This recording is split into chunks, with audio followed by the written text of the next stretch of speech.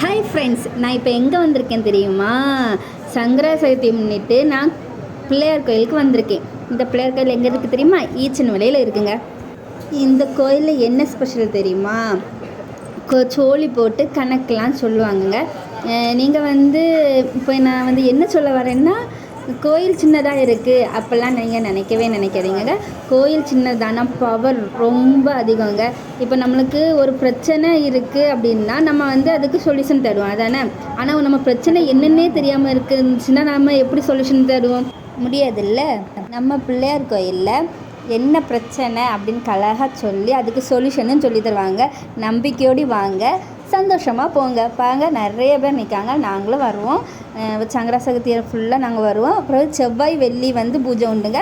சாயந்தரம் 7:30 பூஜை ஆரம்பிக்கும். நீங்கள் கண்டிப்பாக வாங்க, நம்பிக்கையோடு வாங்க, சந்தோஷமாக போங்க. சரியா? என்னோடய ஃபேவரட் கோயிலுங்க. எனக்கு பிள்ளையாரப்பன்னா ரொம்ப பிடிக்கும். அந்த பிள்ளையாரப்பக்காண்டியே நான் அந்த கோயிலுக்கு வருவேன். நீங்களும் வாங்க. ஏதாச்சும் டவுட் இருந்தால் கமெண்ட் பண்ணுங்கள், நான் கண்டிப்பாக சொல்கிறேன்.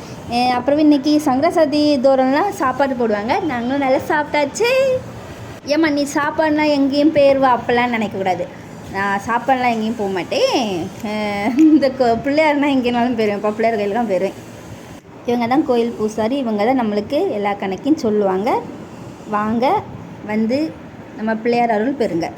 ஓகே ஃப்ரெண்ட்ஸ், பாய். அடுத்த வீடியோவில் பார்ப்போம்.